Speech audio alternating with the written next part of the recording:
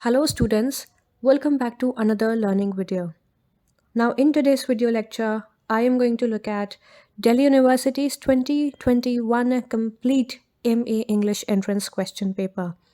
We're going to look at the entire question paper rigorously, all questions one by one. This analysis is exclusively brought to you by Finland Academy. Also, we have solved a lot of previous years Delhi University's M.A English Entrance question papers, JNU's 2019-2021 question papers as well. I am providing all the previous years video links in the description box given below. You may also want to log on to finlandacademy.com for any information related to our courses. Alright, now let's begin working on our Delhi University's 2021 M.A English Entrance question paper. Alright, so let's look at our question number 1. So it says, which of the following is Shakespeare's festive comedy? Here firstly we must ask, what is a festive comedy? Here we must try to understand that a festive comedy has certain features. What are those features? Number 1, there's always a wedding in a festive comedy. Number 2, we see that there's a lot of misunderstanding among characters in a festive comedy. And most importantly, there is always this happy ending in a festive comedy. So if you look at the play, Twelfth Night, which also happens to be our option number 4, it is an absolute festive comedy in the sense that it is an extremely witty play. The title of the play, Twelfth Night, itself refers to Twelfth Night after Christmas. Twelfth Night after Christmas, which is also known as the night before Epiphany. Epiphany, Epiphany. Now, what is Epiphany? You must ask that first. Epiphany is also called Three Kings' Day, which is a sort of religious celebration that specifically marks the time when three magi brought gifts to infant Jesus. T.S. Eliot has also written a very beautiful poem on the same, which is called The Journey of Magi. Try reading that poem maybe. So here, our the correct answer is 12th Night, since it has all the features that I just discussed of a festive comedy. Okay, now we look at our question number 2. It says, which of the following plays have cynical and melodramatic plot? Now here again we must ask, what is a melodrama maybe? You see again, the important features of a melodrama are, number 1, we see heavy exaggerated situations. We see exaggerated emotions of the characters. There's a lot of conflict, okay? There's a lot of conflict among the characters in terms of situations, in terms of how they react, okay? And we also see that in a melodrama, the dramatist explores crude physical horrors, so much so that in the end, the stage is full of bloodshed and dead bodies. So, in a similar fashion, we see that Webster makes use of these horrors in his play, The Duchess of Malfi, in an extreme, exaggerated fashion, especially if you consider the fourth act where Duchess and her children are murdered. Right? Now, if we switch on to other options, Macbeth, again by Shakespeare, is a tragedy, right? All for Love by Dryden, option number 2, is also a tragedy.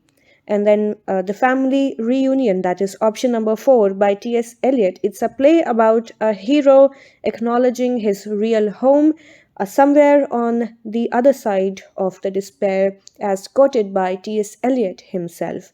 So option number 3 is a melodrama. It has got a melodramatic plot and has all the features that I just discussed of a melodrama. So, The Duchess of Malfi by Webster is a melodrama. That's our correct answer. Alright, so now we look at our question number 3. It says, which of these literary works include the following? A. Passes. B. Harrowing of Hell. C. Dream Visions. Choose the correct answer from the options given below. Here, our correct answer is Piers the Plowman But how does that happen? Let's try to analyze that first. Now, Pierce, the Ploughman, is written by a writer called William Langland, number one. Number two, now this work is assumed to be written by some William Langland since there are two major characters in this work. One is called Will, another character is called Langland. So, this is why the writer is called William Langland. Now, here the characters, especially if you look at Will, he sees a series of dream visions that lead him to final truth. So that is our option C, dream visions, right? So this character called Will, he sees a lot of dream visions, so that's there in the work. Then option A, which is passes. Now here, passes refer to a series of steps that lead him to this truth that he is trying to seek. Okay, so again, passes is there in the same work. Then he also dreams of Christ's harrowing of hell, that actually refers to the period between crucifixion of Jesus and his resurrection, right? So harrowing of hell is also there in the work. So all the three criteria, that is passage, harrowing of hell, dream visions, everything is there in the work Pierce the Ploughman by William Langland. So this is our correct answer. All right, now we look at our next question, question number 4. Here we see there's this passage-based question now. It says, to seek to extinguish anger utterly is but a bravery of the Stoics. We have better oracles, be angry, but sin not.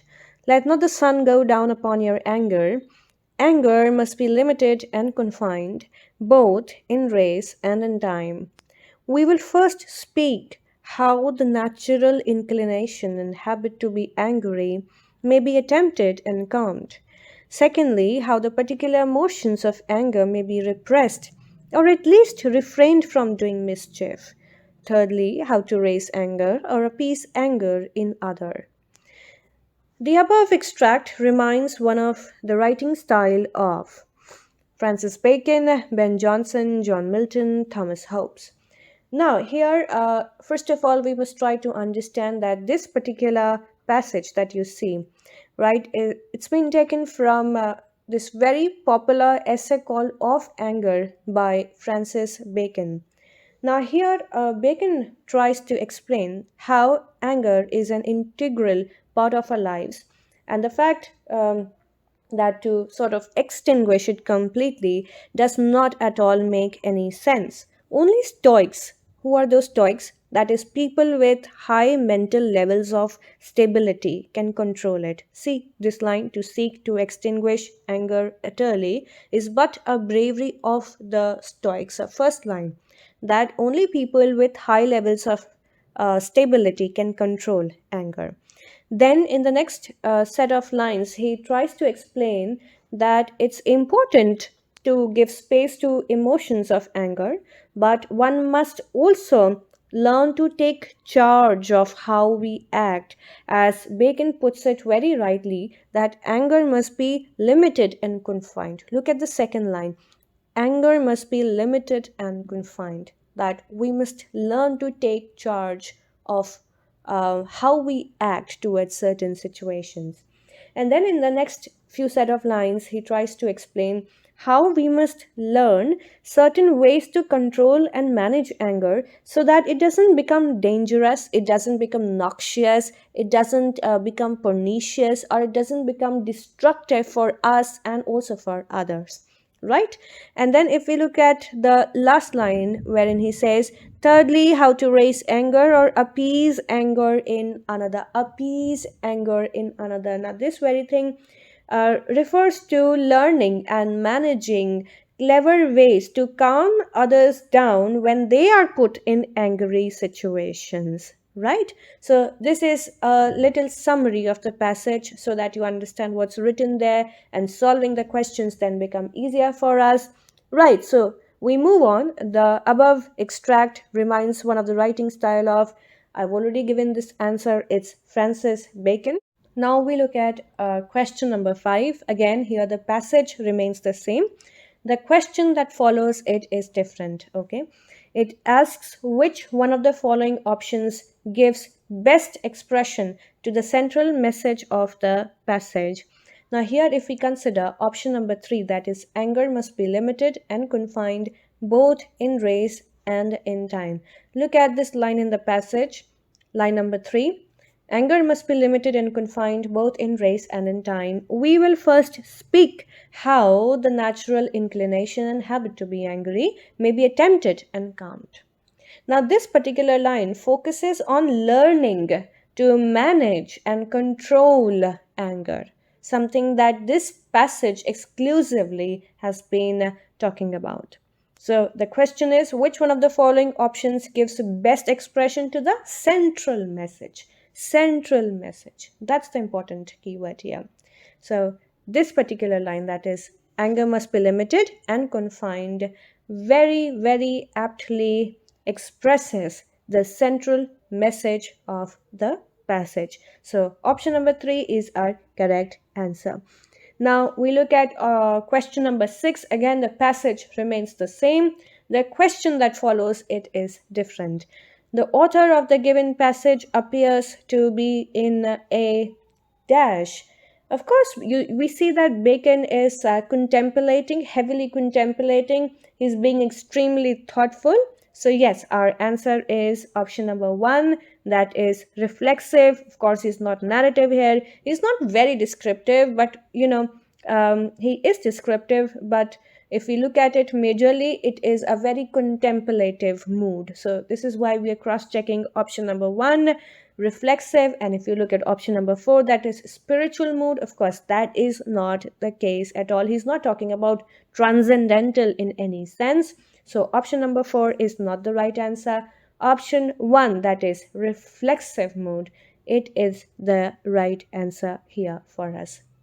Now we look at our next question, question number 7. Who is the author of Moll Flanders? Jonathan Swift, Daniel Defoe, Henry Fielding, or Samuel Richardson. So, Moll Flanders is a novel by Daniel Defoe that highlights the struggles of the protagonist Moll, who suffers the pangs of poverty, simultaneously also in search of power and property.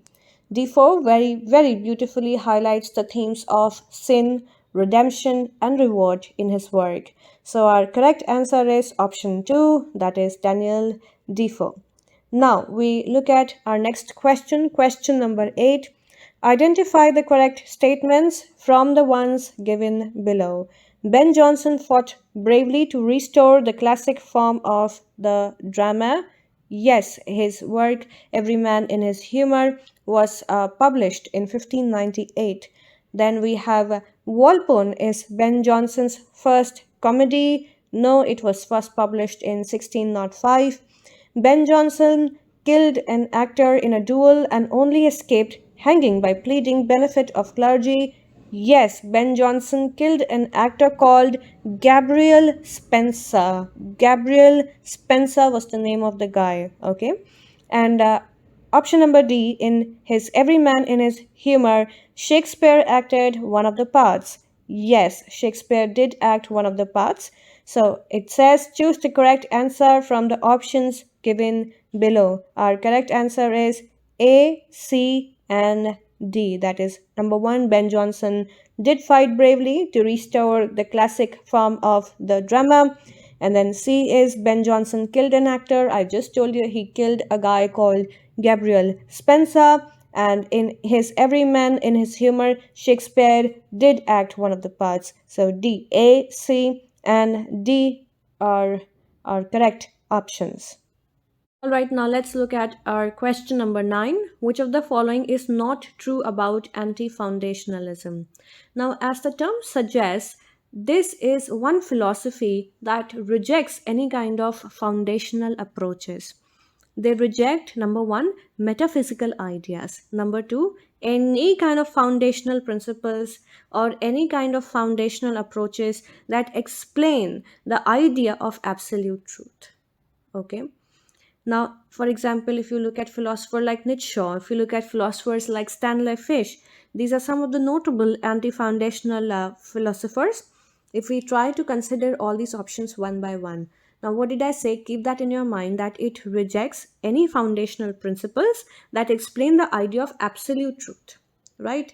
I have in detail talked about these principles in my previous videos as well, and I keep on working on these approaches in my lectures also, right? So I'm not going to go in detail. I'll just go quick with all the options. Option one, it says it rejects fundamental belief in universal categories. Yes, it rejects core fundamental beliefs, any core fundamental ideas, right? So this is not a right answer. Option two, it relies on continuing ethical inquiry without any universal system. There is no universal system here, right? Since it rejects all kinds of fundamental approaches that explains the idea behind absolute truth. Then option three, it is morally relativist. Yes, it is absolutely relativist, right? It recognizes self-evident truths and reports of sense data as basic. No, it does not recognize any self-evident truths. No, the word itself, self evident, since one can understand that only when one acknowledges metaphysical ideas, and anti foundational approaches completely demolish that. Okay, I'll again repeat that. Here, option 4, it says it recognizes self evident truths. It does not recognize self evident truths. The word itself, self evident, explains the entire meaning. Okay, one can understand this when one acknowledges metaphysical truths or metaphysical ideas, and anti foundationalism completely demolished that, right? So the question is, which of the following is not true about anti foundationalism? Option 4, that it recognizes self evident truths. This is not true about anti foundationalism. Now let's look at our question number 10. In Jonathan Swift's Gulliver's Travels, on which island does Gulliver discuss history with the ghosts of historical figures like Caesar, Brutus, Homer, Aristotle, etc.? Here we have four options. Option 1 is Glub Dub Drib. Option 2 is Balnimbarry. Option 3 is Lugnac. And option 4 is Laputa. Here, our correct answer is option 1, that is Glub Dub Drib. Now, what is Glub Dub Drib in this particular novel? It's an island which is full of magicians. It is full of magicians and powerful people. So, this is one place where Gulliver discusses history of ghosts of historical figures like Julius Caesar, Brutus, Homer, Aristotle, etc. So this is a right answer. Now, if we consider option 2, which is Balny Babi. Now, Balny Babi was visited by Gulliver in the novel, whose farming methods he found completely unaccountable.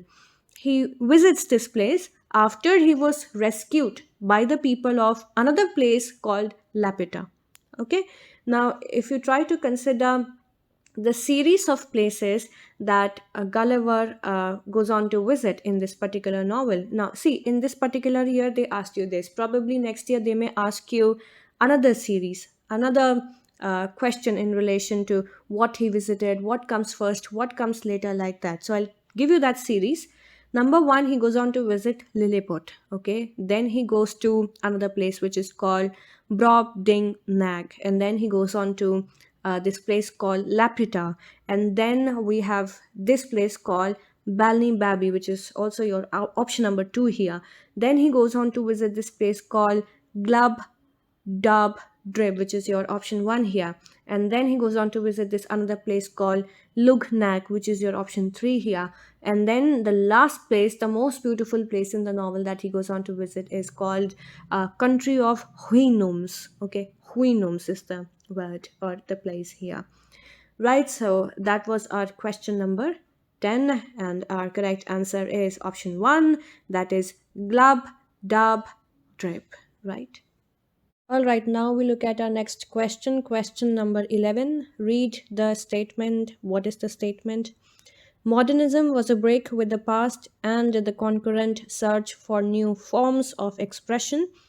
Which of the following is true in context of the above statement? Here, option number one, modernists were bored of following older traditions and thought of bringing a change by establishing new traditions. See, modernists were not bored, of course. They believed in rejecting the then prevailing conventions, paving a way for the new ideas in the society. Right? So that's the correct thing here. Then we look at option two. Modernists believed that after the World War, it was important to have a universality in art and culture. Yes, modernists wanted to highlight the after effects of world wars and the kind of impact it left on people in art and culture. But here we must try to question if this is the only concern. Then we look at option three. It says modernists were of the view that all art forms need to be synchronized with the morality, optimism, and conventions established in the Victorian era. No, not synchronized really. They rejected the Victorian ideas and morality definitely. Then we have option 4. Modernists felt a growing alienation incompatible with Victorian morality, optimism, and convention. Yes, definitely. Modernists did feel a growing alienation with Victorian morality and their set of then prevailing conventions. So, our option number 4, that is, modernists felt a growing alienation incompatible with Victorian morality, optimism, and convention is the correct answer. Since the question is which of the following is true in context of the above statement. So option 4 is the correct answer. Question number 12. William Jones was an absolute Orientalist. If you read Post Call properly, you'll realize without any doubt that William Jones was an absolute Orientalist. He was a brilliant scholar. When he came to India, he learned Sanskrit from Pandits, simultaneously also learning Islamic languages from Maulavis in India in the most outstanding fashion. So, without any doubt, William Jones was an absolute Orientalist. Right now, we look at question number 13, match list 1 with list 2. Number 1, if you look at infinite jest. Now, this particular one comes from Hamlet, Act 5, Scene 1. If you remember reading this line where he goes on to say, Alas, poor Yorick, I knew him, a fellow of infinite jest, of most excellent fancy. He had borne me on his back 1,000 times, and now how abode in my imagination it is. So, this particular one comes from option 3, that is Hamlet. Then we have option B, Cakes and Ale. Now, this particular one comes from Twelfth Night, where he goes on to say, Dost thou think because thou art virtuous, there shall be no more cakes and ale, right? So, this particular one comes from Twelfth Night. Then we have option C, which is The Winter of Our Discontent, comes from Richard III, Act 1, Scene 1. If you remember reading this line, which goes on something like this. Now is the winter of a discontent, made glorious summer by sun of yoke and old clouds that loud upon our house in the deep bosom of the ocean bay reed. Right, so this one comes from Richard III, Act 1, Scene 1. And then we have option D, By the Pricking of My Thumbs. Now, this particular one comes from Macbeth, Act 4, Scene 1, which is uttered by a witch in the play, where she goes on to say, By the breaking of my thumbs, something wicked this way comes. Open locks, whoever knocks. Right? So, our correct answer here is for Infinite Jest, it is Hamlet. For Cakes and Ale, it's Twelfth Night. For The Winter of Our Discontent, it is Richard III. And for By the Pricking of My Thumbs, it is Macbeth. Question number 14, it says, which one of the following is a novel by Smollett? Humphrey Clinker, this is the correct answer. It's a novel by Smollett. It's a novel about the character called Matthew Bramble, who travels to Britain with his niece, nephew, sister, and another character called Clinker, who views the world that is heavily degenerating, which is full of people who have lost all sense, approving, acknowledging everything that carries degraded ideas and morality in the society.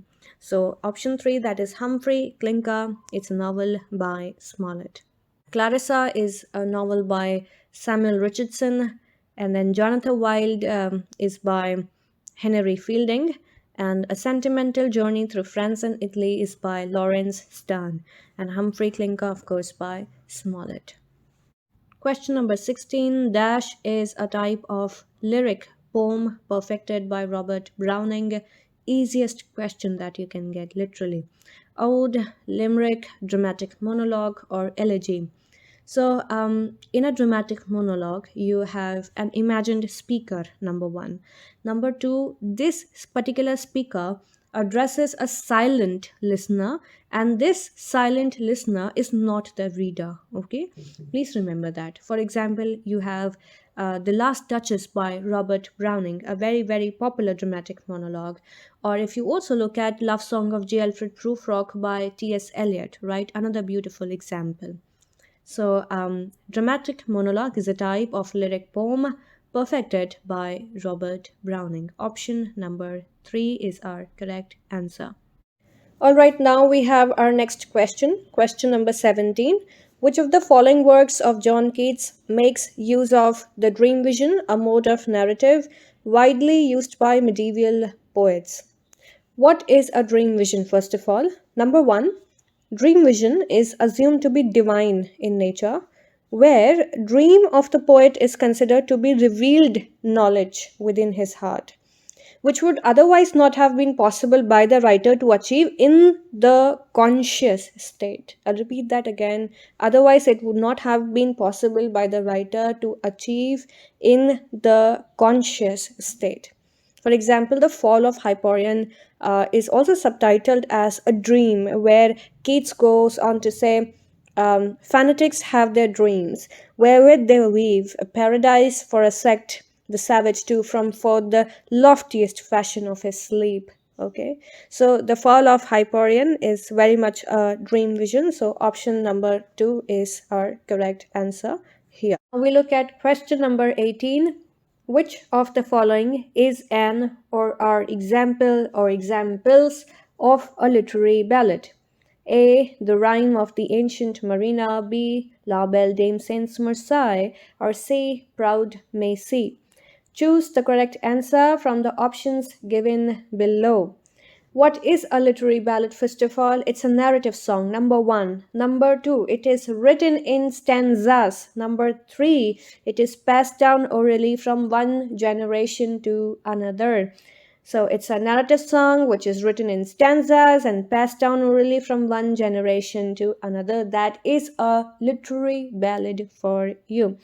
The Rhyme of the Ancient Mariner is by S.T. Coleridge. La Belle Dame Sans Marseille is by John Keats, and See Proud Macy is by Sir Walter Scott. Very popularly, Scott begins this one like this. He says, Proud Macy is in the wood, walking so early. Sweet Robin sits on the bush, singing so rarely. Right, sir. That is also a literary ballad. So all the three options, that is A, B, and C, that is option number 1 is our correct answer here. We have question number 19.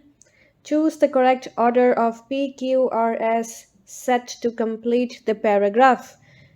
So you have option 1, and then you have option number 6, and then you're given 4 sub options, that is P, Q, R, S, and you're supposed to fit those 4 sub options in 2, 3, 4, and 5. Right, so here one says the phrase Celtic revival describes past movements in literature the arts and social practices in which legends, poetry, art, and spirituality of a distinctive kind were revived. And then you have 2, 3, 4, 5 that you're supposed to fill. And then we have sixth one, which says it was also evident in art, design, music, and sport. And then you have four other sub options, that is P, Q, R, S. Let's read them. P says the most significant Celtic revival took place in Ireland toward the end of the 19th century and into the first 2 decades of the 20th century. Q says writers and artists identified these with the Celtic people in parts of pre Christian and early Christian Europe. R says the Irish revival was felt most strongly in literature, drama, and the Irish language. Good. S says it is commonly referred to as the Irish revival, though it has also been considered a Celtic revival in Ireland that had associations with revival movements in Scotland, Wales, the English regions, and Brittany. Choose the correct answer from the options given below. Right, so here, first of all, we must try to understand what this word Celtic refers to. The word Celtic, Celtic, that you can see here, originally came from this Latin word which is called Celtus, Celtus, Celtus, which is majorly used by historians. This word Celtus, okay, it's majorly used by historians to denote people from 6 Celtic nations, okay. Number 1 is called Britain, number 2 is called Ireland, 3 is called Scotland, and then we have Wales, and then we have Cornwall, and then we have Isle of Man. So these are 6 Celtic nations, okay. Now, if we look at PQRS, our 4 sub options, in the similar fashion, you see number 1, our option 1, it says the phrase Celtic revival describes past movements in literature, the arts, and social practices in which legends, poetry, art, and spirituality of a distinctive kind were revived. Right, so that's our option 1. Now we are supposed to fill 2, 3, 4, and 5 with PQR and S. So if you look at Q, first of all, see, writers and artists identified these with the Celtic people in parts of pre-Christian and early Christian Europe. What is it trying to describe? It is trying to explain Celtic cultures, right? So we put Q first, since it's trying to give us the beginning of how it all started. So writers and artists identify these with the Celtic people in parts of pre-Christian and early Christian Europe. Then we have option 3 that we are supposed to fill. Let's look at P, or another sub option. The most significant Celtic revival took place in Ireland towards the end of the 19th century and into the first 2 decades of the 20th century. Why are we putting this here? Because of increasing nationalism that was taking place in Ireland during 19th and the beginning of 20th century, which was later also followed by the construction of Abbey Theatre in Ireland. Okay, so here we put P as our next sub option, that is the most significant Celtic revival took place in Ireland. Right, I just told you why. Because of increasing nationalism in Ireland in 19th century and in the beginning of 20th century as well. Okay, and then we move on with our other option, which says look at the S1. It is commonly referred to as the Irish revival. Since we just spoke about Ireland, so we put S following what we just spoke about, that is P. So it is commonly referred to as what? Irish revival. Why? Since it comes from Ireland. And why from Ireland? Because of increasing nationalism. Right? So easy. And then we have our final take, which is R, that is the Irish revival was felt most strongly in literature, drama, and the Irish language. So here we're trying to bind up our entire thing. So R comes in the end. So the correct answer here is QPSR, that is option number 2. right? So we begin talking about the cultures, and then we talk about Ireland and why in Ireland, probably because of nationalism. And then we also talk about why it is called Irish Revival, since it comes from Ireland. And then finally, we go on to talk about how the culture is felt very strongly in literature, drama, and also in the Irish language, right? All right, our next question. The poem Tyresses was composed by, of course, it is Alfred Lord Tennyson, wherein he goes on to say, I wish I were as in years of old, while yet the blessed daylight made itself. So, Tennyson is our answer here. That is option number four. Then we look at our next question, question number 21.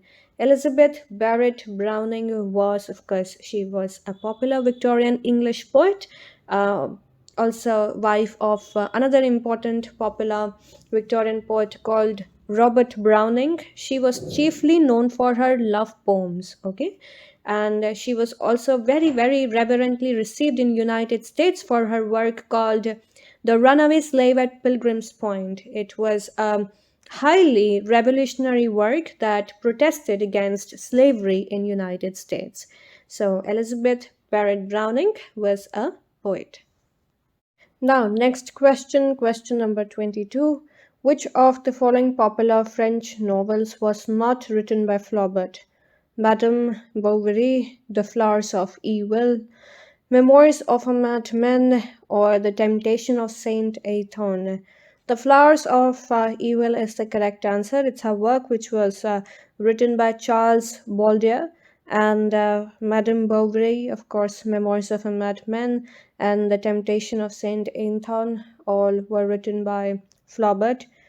Temptation of Saint Anton is a dramatic poem in prose which was influenced by Sigmund Freud. And then we have Memoirs of Madmen. It contains little series of essays, which is also one of Flaubert's earliest works. All right, now we look at our next question. It's a passage-based question now. Let's read the passage. Let's first of all try to understand what's inside the passage. Read the passage given below and answer the question that follow. Justification for the exclusion is sought, instead, mainly upon questionable racial and ideological grounds, not ordinarily within the realm of expert military judgment, supplemented by certain semi military conclusions drawn from an unwarranted use of circumstantial evidence. Individuals of Japanese ancestry are condemned because they are said to be, quote unquote, a large, unassimilated, tightly knit racial group bound to an enemy nation by strong ties of race, culture, custom, and religion. They are claimed to be given to, quote unquote, emperor washing ceremonies and to, quote unquote, dual citizenship. Japanese language schools and allegedly pro Japanese organizations are cited as evidence of possible group disloyalty. Possible group disloyalty, right? Very important for us to realize. Together with facts as to certain persons being educated and residing at length in Japan. The military necessity, which is essential to the validity of evacuation order, thus resolves itself into a few intimations that certain individuals actively aided the enemy. Actively aided the enemy. Certain individuals, probably they're talking about Japanese people, okay? This is how we're trying to identify what the passage is trying to tell us, from which it is inferred that the entire group of Japanese Americans, they're trying to talk about Japanese Americans, could not be trusted, could not be what? Could not be trusted to remain loyal to the United States. Very important for us to realize, to understand what's happening inside the passage. The author's opinion of the military judgment used to justify the evacuation of Japanese Americans is what? And this is our first question. The author's opinion of the military judgment used to justify the evacuation of Japanese Americans is Now, here, I'll first of all try to give you the background of what's happening inside this passage. Now, this passage basically comes from a very, very popular trial where we learn that Mr. Justice Black, he delivered the opinion of court. The petitioner was an American citizen of Japanese descent, and he was excluded from living in a military area in the United States. This passage majorly describes a time, okay? It describes a time when America fought World War II. World War II. I am already giving you one answer now. To preserve its democracy, this way, the entire war suppressed the civil liberties of many communities that were living there at that point in time, and one of those were, of course, Japanese Americans. And this is a trial about that. Now, it was also a time when President Roosevelt approved the internment of many American citizens of Japanese ancestry. And this very trial also challenged the idea of freedom the Americans then fought for. Okay. So, here, the first question is the author's opinion of the military judgment, which is used to justify the evacuation of Japanese Americans, is it is not based on evidence. Yes, it is not based on evidence since it's a trial. Okay. And then option two is that it is not based on expert knowledge. Again, I told you it's a trial. That it is based on racial prejudice. Yes, it is based on racial prejudice towards Japanese Americans, something that we were just trying to figure out. Yeah. So, author's opinion of military judgment is used to justify the evacuation of Japanese Americans. The correct answer is all of the above, since it is not based on evidence, it is not based on expert knowledge, it is based on racial prejudice. So, option 4, that is all of the above, is the correct answer for us. All right, now we look at question number 24. Again, we have the same passage. Based on the same passage, we have a different question this time. Let's read the question. Again, in quote unquote, a large, unassimilated, tightly knit racial group bound to an enemy nation by strong ties of race, culture, custom, and religion indicates what? A refusal to be citizens, a refusal to think of Japanese as US citizens, a refusal to be citizens, option 1, of course, they were Japanese citizens already. A refusal to think of Japanese as US citizens, yes, this we may want to consider. A refusal to accept the US as home, no. Prejudice on part of Japanese, yes, this was there, but indicates what? When we look at this line, a large, unassimilated, tightly knit racial group bound to an enemy nation. Here, the enemy nation is Japan itself. So, tightly knit racial group refers to Japanese or the American Japanese. Japanese living in America. So, option number 2, a refusal to think of Japanese as US citizens. Read this phrase, tightly knit racial group. So, here they are trying to talk about Japanese and Japanese living in America. So, Japanese as US citizens is the right answer. Then we look at question number 25. See, again, these are very easy questions if you practice them regularly, follow them logically, read them properly, right? The idea is to figure out important elements from the passages. If you're able to do that, then of course you'll be able to figure out your correct answers. We have previously solved DUs and GNUs, a lot of passage based question papers. All the video links are provided in the description box given below. So probably you may want to check out those videos in order to understand how to go about solving passage-based questions. Okay, now coming back to question number 25. Again, like I said, the passage remains the same. Let's read the question here.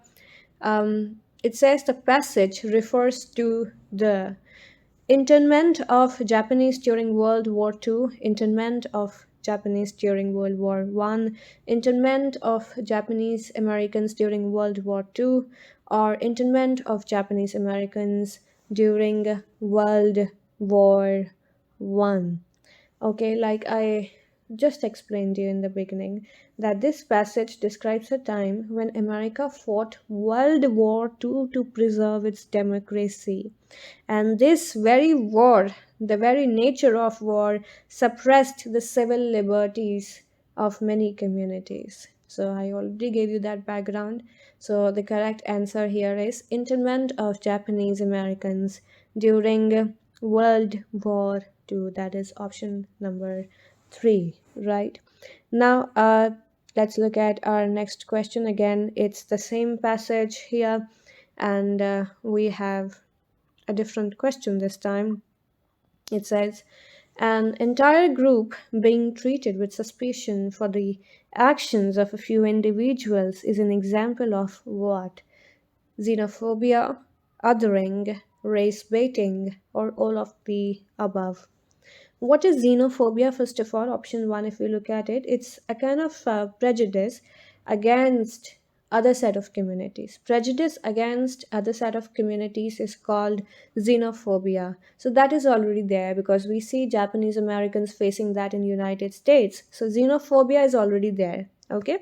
Then we look at option 2, othering. Now, othering is a kind of technique where you start treating other set of communities as inferior to yourself or inferior to your community. Okay, so othering is also there because this is what we realize Japanese Americans have been facing living in America, right? Treated as inferior communities. So othering is also there. And then we look at option 3, which is called race baiting. Now, what is race baiting? It again sort of refers to verbal attacks against other set of communities or other set of groups. So that is also there. This is why we see this entire trial. Okay.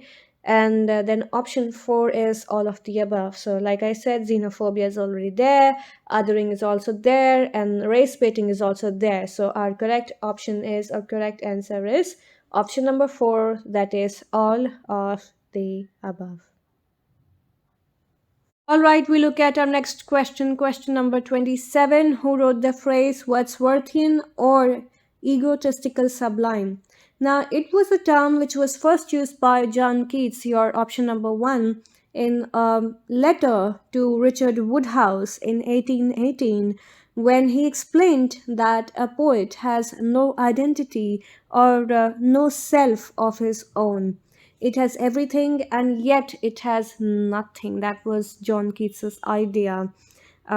Keats in this letter then goes on to describe his own identity, similar to that of a chameleon, an identity that is completely unfixed and the one that always keeps on changing. So that was John Keats's idea.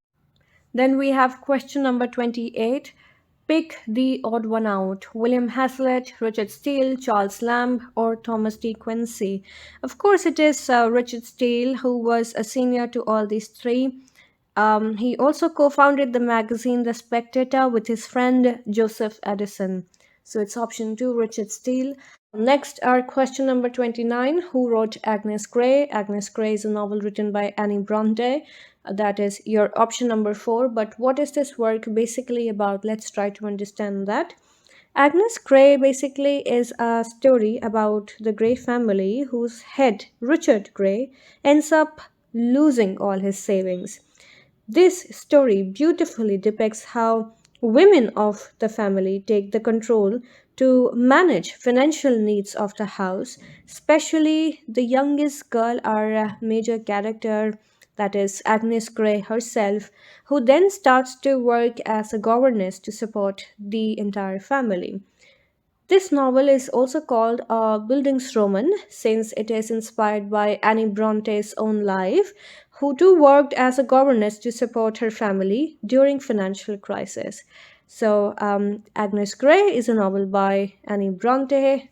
Your correct answer is option number 4. All right, now let's look at our next question. Arrange these events chronologically. Now, this entire question basically is based on the life of James Joyce, a modernist writer, popularly known as the writer of Portrait of the Artist as a Young Man. Here we have 4 options based on his life, 4 incidents based on his life actually. A. Ulysses is serialized in the Little Review. It was serialized over obscenity trial in 1921, 1921. Then we have B. James, Joyce, and Nora. Who is Nora here? Nora was James Joyce's girlfriend, later became his wife too. So Joyce and Nora went into self-imposed exile, moving to Zurich. Now this happened in 1904, 1904, when Joyce started teaching English at Berlitz School to meet their financial needs. Then we have Portrait of the Artist as a young man appears in The Egoist magazine. The Egoist magazine was a modernist magazine then, and this one got published somewhere between 1914 to 1915. And then we have option D. James Joyce manages the Volta Cinematograph, Ireland's first cinema. Now, this one got fully opened by 1909, 1909. So, accordingly, our correct sequence should be option 3, B, D, C, A. B. Now, Joyce and Nora went into self imposed exile in 1904, so B first. And then D is James Joyce manages the Volta Cinematograph in 1909, 1909. So D then. And then we have C as our next option, Portrait of the Artist gets published somewhere between 1914 to 1915. And A, Ulysses is serialized in the Little Review that happens in 1921. So A in the end. So we have our correct option, option 3, B, D, C, A. Now we look at our next question, question number 32. Choose the most appropriate reason for the following statement. What is the statement here? Virginia Woolf wrote that there would be female Shakespeare in the future provided women found a room of one's own. Reason dash. What are the four options? 1. Woolf believed that Shakespeare and other female dramatists use patriarchal language in their plays. 2. Woolf was of the opinion that we need more and more female dramatists as the art form lacks strong female characters. Option 3, Woolf argues that a woman writer has to struggle against societal oppression around gender. And option 4, Woolf argues that a woman who wants to write must find a wealthy husband earning £500 a year. Now, Virginia Woolf very famously once said, "Lock up your libraries if you like, but there is no gate, no lock, no bolt that you can set upon the freedom of my mind." So here, Woolf basically questions if Shakespeare had a sister, would she have got the same opportunities to hone her skills? Here, Virginia Woolf also argues that a woman must have two things to make something of her own. One is her own money. Number 2, a room of her own. Right? So here, if you look at our option 3, Woolf argues that a woman writer has to struggle against societal oppression around gender. And this is why she talks about number 1, money, and secondly, a room of her own. Okay. So option 3 is the correct answer. If you look at option 4, argues that a woman who wants to write must find a wealthy husband. No, not at all. Option 2, Woolf was of the opinion that we need more and more female dramatists. Of course, that was one idea, but was that the only idea? That we must try to question. Woolf believed that Shakespeare and other male dramatists used patriarchal language. Very much, that was evident, of course. But then option 3, where Woolf tries to argue that a woman writer has to struggle against societal oppression and gender, and this is why she's demanding two things from a woman if she wants to make something of her own. That is, number 1, her own money, and number 2, a room of her own where she can sit and probably write her thoughts and make something of her own and contribute to the society from a female point of view. Now, question number 33, quote unquote. Whoever wishes to attain an English style, familiar but not coarse, and elegant but not ostentatious, must give his days and nights to the volumes of Addison. Who among the following expressed the above quoted view? It is option 3, Samuel Johnson. We have question number 34. The speech on conciliation with America was delivered by Edmund Burke. Option 3. Edmund Burke was a British politician. who in his speech opposed British government for waging war against American colonies. We see he also called for an understanding between British government and American colonies to maintain peace and harmony. The speech, though, did not help maintain harmony between the two countries. So, yeah, on conciliation with America was the speech delivered by Edmund Burke. Option 3 is the correct answer here. Now we look at question number 35, match list 1 with list 2. The book named The Governor is by Sir Thomas Eliot, published in 1531. Then we have Art of Rhetoric by Sir Thomas Wilson, published in 1553. Then we have The Schoolmaster by Roger Ascham. It was published in 1564. And The Herd of Sedition is by Sir John Check. So the correct sequence for us is option 1, that is A1, B2, C3, D4. Wow, that was so easy. Okay, that was question number 35. And we have our next question, question 36. Which of the following poets is associated with movement poetry? Without any doubt, it is Philip Larkin. We must try to understand here that movement poetry is very, very different from modernist poetry. That's one question that you must prepare. Now, these poems had no artistic aims, number one, or any well defined ideas. They were extremely disorganized in nature. They were rather rational and logical in their means. For example, another important poet from movement poetry was Elizabeth Jennings, right? So here, question 36, option 2, Philip Larkin is our correct answer. Question 37 now. Premchand's novel Ranga Bhumi is a major critique of caste vis-a-vis nationalism, industrialization, communalism, or labor laws. We learned that one of our major characters in this particular novel is called Surdas. We see that he's absolutely fearless, he's absolutely daunting, and is inspired by the principles of Mahatma Gandhi. And we also figure out that he sets out to protest against industrialization. So option 2, industrialization is a correct answer here. Question 38, identify the critic who used the term bourgeois epic for novels. Now, bourgeois epic is a term first coined by George Lucas, your option number 3. It's a modern day novel that discloses a whole new world with settings, characters, and situations working in a whole different fashion.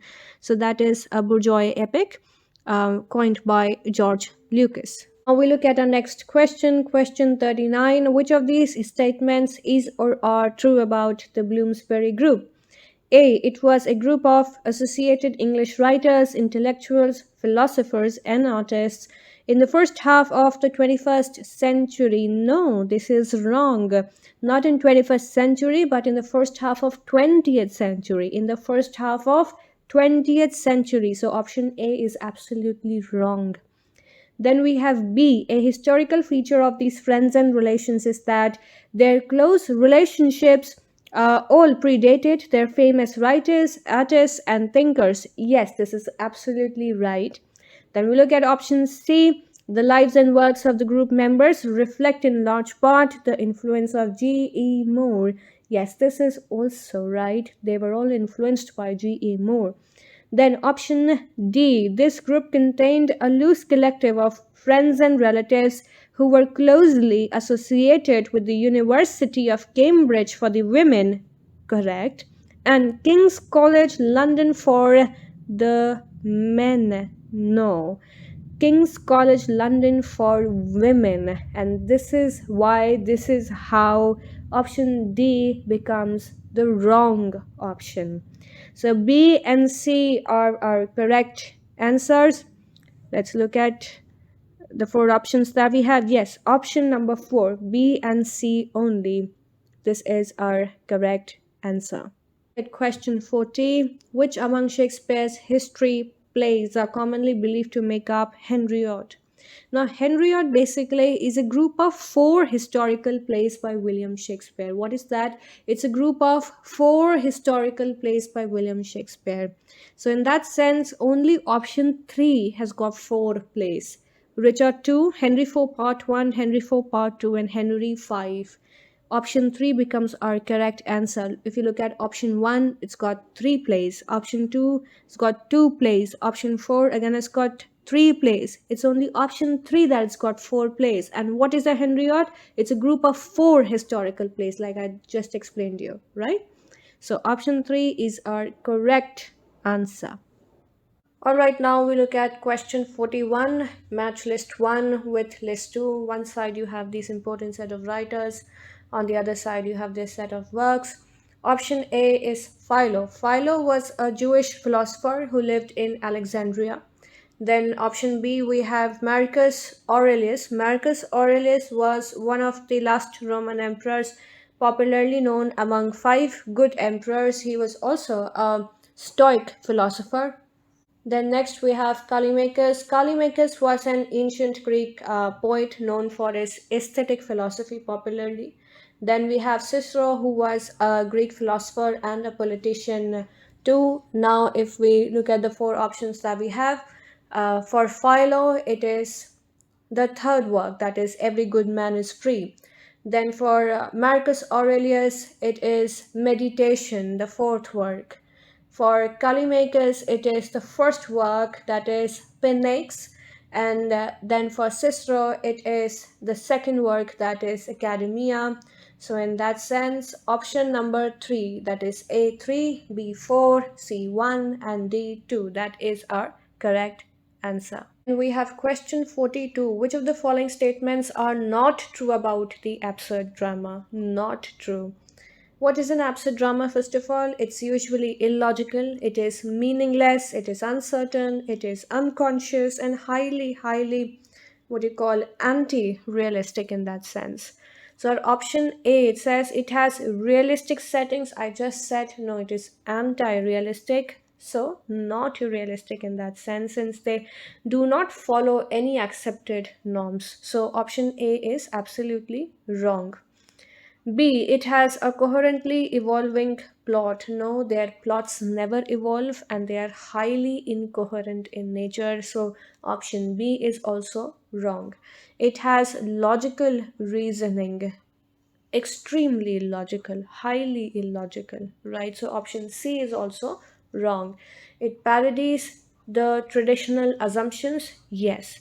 So, if we consider the first 3 options, that is A, B, and C, option 1 is the right answer here, since the question asks which of the following statements are not true about the absurd drama. So option A is false, B is false, C is also false. So A, B, and C, option 1 is our correct answer here. Then we have question 44. Matthew Arnold, in his Culture and Anarchy, suggests culture as the classical ideal of human perfection, culture as the smattering of Greek and Latin, culture as touchstone to test the value of other things, or culture as modern human achievement. See, Matthew Arnold is also known as critique's critic, and he described a culture in his popular work, Culture and Anarchy, as love of perfection, or culture as a study of perfection, okay, in the very beginning itself. So that very much explains that option 1, which says culture as the classical ideal of human perfection, this is our correct answer here, since Arnold himself says that culture is a study of perfection, right? Then let's look at question number 45. Quote unquote, the president of the mortals had his spot with Tess, marks the end of which of the following works? This is, of course, from Thomas Hardy's novel Tess. One of the last lines from Tess, where we learn that the heroine of the novel, that is Tess herself, is punished by the government and is also simultaneously provided freedom by the transcendental after her long turmoil and struggle with the 2 important characters in the novel, that is Alec and Angel. So option 2, that is Thomas Hardy's Tess, is our correct answer here. Then we have question number 46. Quote unquote, spots of time is a term that is associated with Joyce, Shelley, Blake, or Wordsworth. So, spots of time is a term which was first of all introduced by William Wordsworth that refers to the ability of certain moments that help us rise above failures and trivial things in life when we are caught up in lamenting situations. So, that is called spots of time. Question 47. Pick the odd one out. We have option A, Adonais. See, it's an elegy by P.B. Shelley, which was written on the death of his friend John Keats, published in 1821. So, of course, again, it was written in the memory of somebody. Then we have In Memoriam. This one is by Tennyson, which was again written in memory of Arthur Henry Hallam, his friend again. So again, written in memory of somebody. Then we have option 3, that is In Memory of W.B. Yeats. This was written by W.H. Auden, again in memory of W.B. Yeats. And then we have option 4, which is On First Looking into Chapman's Homer. This one is a sonnet by John Keats. So option 4, because it's a sonnet, it's different from the other options that we have above. Option 4 is our correct answer. On First Looking into Chapman's Homer, a sonnet by John Keats. Question 48. Which of the following statements is or are true about P.B. Shelley's defense of poetry? Statement 1. It defends imaginative literature and associates poetry with social freedom and love. Statement 2. It holds that the literary imagination is essentially moral and upholds the value of erotic writing. In light of the above statements, choose the correct answer from the options given below. See, Shelley in his work explains what poetry consists of and the reason why it exists and what it ends up giving to the society. It also consists of Shelley's popular claim that poets are the unacknowledged legislatures of the world, right? So if you look at statement 1, yes, it defends imaginative literature and associates poetry with social freedom. And statement 2, again, yes, it holds that the literary imagination is essentially moral. So Shelley talks about both the things in his work, defense of poetry. So in that sense, our option number 3, that is both 1 and 2 are true. This particular option is correct. Quote unquote, I mean, dash, that is when a man is capable of being in uncertainties, mysteries, doubts without any irritable reaching after fact and reason. Choose the correct option and fill in the blank. 1. Willing suspension of disbelief. 2. Negative capability. 3. Heterotopia. Or 4. Fantastical. So this one is by John Keats, where we see that John Keats introduces the idea of negative capability to his brothers, first of all, that is George and Tom Keats, wherein he explains the artistic ability of the writers to work under pressure during moments of crisis when intellectual confusion and a lot of doubt, a lot of uncertainty arises. I'll repeat that again. What is negative capability? Keats explains that negative capability is the artistic ability of writers to work under pressure during moments of crisis when intellectual confusion and uncertainty arises in their minds. That is negative capability was first introduced by John Keats to his two brothers George and Tom Keats.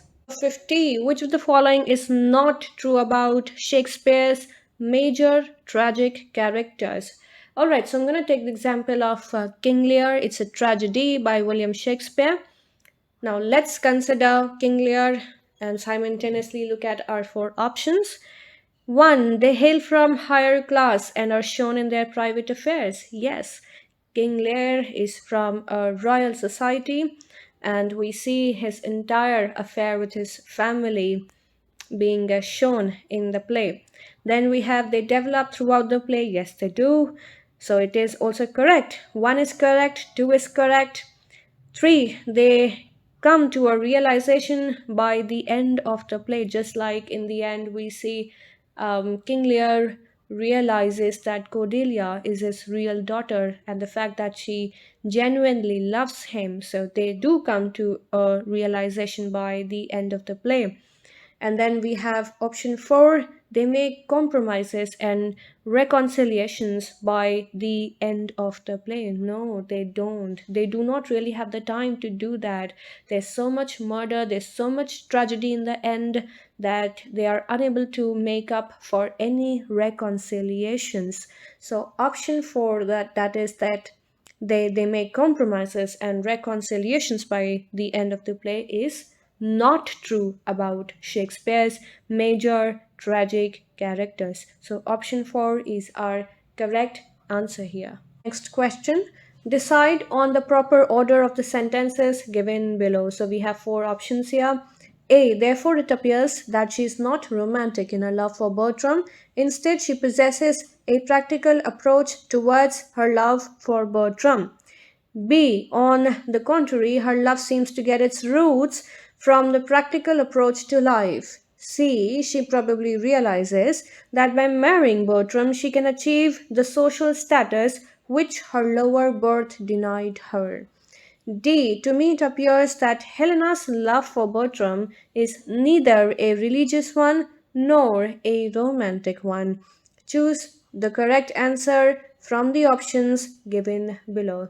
So we may want to first of all try to understand how we open the entire story. If you look at option D, to me it appears that Helena's love for Bertram is neither a religious one nor a romantic one. So we're trying to open the entire story.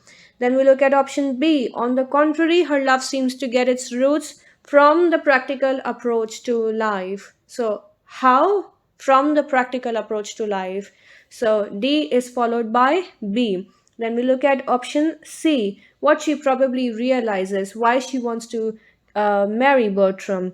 She probably realizes that by marrying Bertram, she can achieve the social status which her lower birth denied her.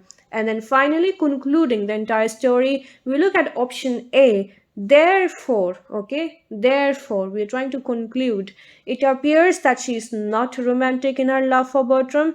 Instead, she possesses a practical approach towards her love for Bertram. So in that sense, option 2, that is D, B, C, A is our correct answer. Question number 53. In psychoanalysis and literary analysis, the term uncanny suggests. Now, uncanny basically refers to a strange kind of feeling or mysterious or cryptic kind of feeling, right? Let's look at our options. 1, a familiar feeling. 2, an unfamiliar feeling. 3, an unfamiliar feeling within familiar. Or 4, a familiar feeling within unfamiliar. Okay. Now, a lot of students may be confused between option 3 and 4, but uncanny here refers to an unfamiliar feeling within familiar. Okay. Next question, who is the precursor of dialogic criticism? What is dialogic criticism? Dialogic criticism refers to the concept of heteroglossia, which was given by Michael Bhaktin. That is your option number 2. What is heteroglossia? Hetero refers to many. Glossia refers to viewpoints. So many viewpoints is equals to heteroglossia. Now heteroglossia basically is a full-fledged concept. We may want to discuss it some other time, probably in some other lecture. But coming back to our question, the precursor of dialogic criticism is Michael Bhaktin. That is your option number 2. Our next question, Dash is primarily engaged in identifying distinctly feminine subject matter in literature written by women, uncovering the history of female literary tradition, depicting that there is a feminine mode of experience and a subjectivity in thinking and perceiving the self and the world, and specifying traits of woman's language, a distinctively feminine style of speech and writing. We have 4 options here. 1, cultural theory. 2, feminism. 3, queer theory. Or 4, gynocriticism.